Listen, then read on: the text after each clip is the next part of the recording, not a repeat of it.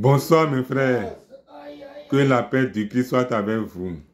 Mes frères, Jésus m'a dit, cherche à avoir beaucoup plus d'intimité avec moi. Jésus est en train de dire à chacun de nous, il est temps de chercher à avoir beaucoup plus d'intimité avec lui. Parce que si tu n'as pas d'intimité avec Jésus, le diable va te tromper facilement. Et il y a beaucoup de gens qui sont dans le monde entier en train de mentir aux gens en disant que Jésus-Christ n'est pas Dieu, Jésus-Christ ne peut pas être adoré, Jésus-Christ n'est pas le Dieu créateur de toutes choses, il est simplement un prophète, un homme envoyé de Dieu. Mes frères, nous allons lire dans les Écritures et vous allez voir que l'Éternel des armées a dit de sa propre bouche que c'est lui, le Jésus, qui a été transpercé. Zacharie chapitre 12, verset 10. Alors je répandrai sur la maison de David et sur les habitants de Jérusalem un esprit de supplication et de grâce. Et ils tourneront les regards vers moi, celui qu'ils ont percé. Ils pleureront sur lui comme on pleure sur un fils unique. Ils pleureront amèrement sur lui comme on pleure sur un premier-né. Qui a été percé sur la croix? Qui a été transpercé? C'est Jésus-Christ. Nous allons encore relire et vous allez bien entendre. Zacharie chapitre 12 verset 10.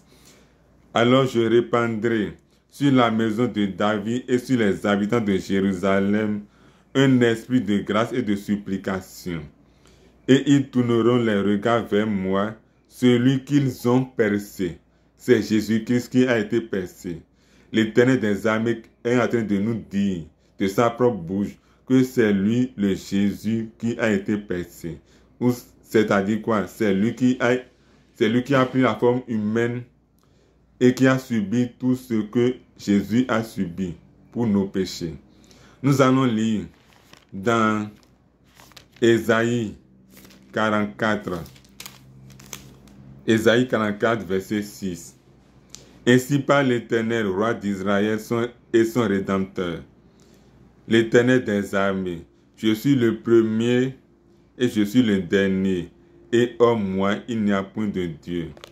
Nous allons continuer dans Ésaïe 48, verset 12. Écoute-moi, Jacob, et toi, Israël, que j'ai appelé. C'est moi qui suis le premier, c'est aussi moi qui suis le dernier. Mes frères, dans Apocalypse 22, verset 13, Jésus a répété la même chose. Je suis l'alpha et l'oméga, le premier et le dernier, le commencement et la fin. Mes frères, Jésus-Christ, c'est lui le Dieu de l'Ancien Testament, c'est encore lui le Dieu dans le Nouveau Testament. C'est-à-dire quoi? Du commencement de la Bible jusqu'à la fin de la Bible, c'est lui le Dieu créateur de toutes choses.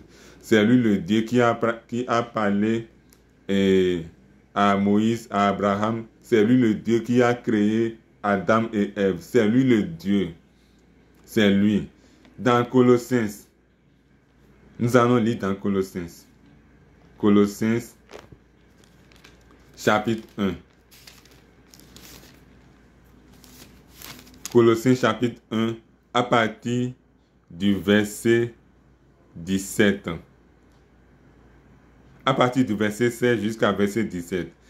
Car en lui ont été créées toutes les choses qui sont dans les cieux et sur la terre, les visibles et les invisibles, trône, dignité, domination, autorité, tout a été créé par lui et pour lui. Il est avant toutes choses et toutes choses subsistent en lui.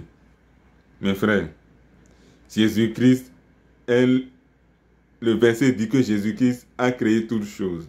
Nous allons lire dans Philippiens. Dans Philippiens,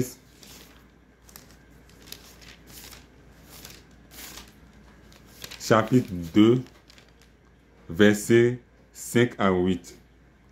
Ayez en vous les sentiments qui étaient en Jésus-Christ, lequel, existant en forme de Dieu, n'a point regardé comme une proie à arracher d'être égal à Dieu, mais s'est dépouillé lui-même en prenant une forme de serviteur, en devenant semblable aux hommes et ayant paru comme un simple homme.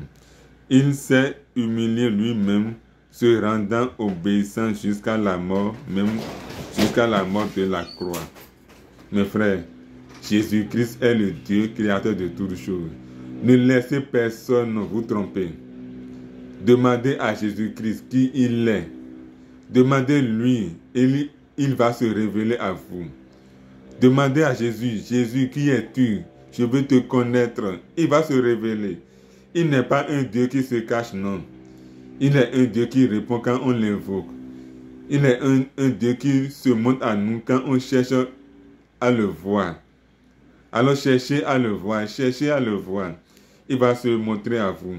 Que Dieu vous bénisse.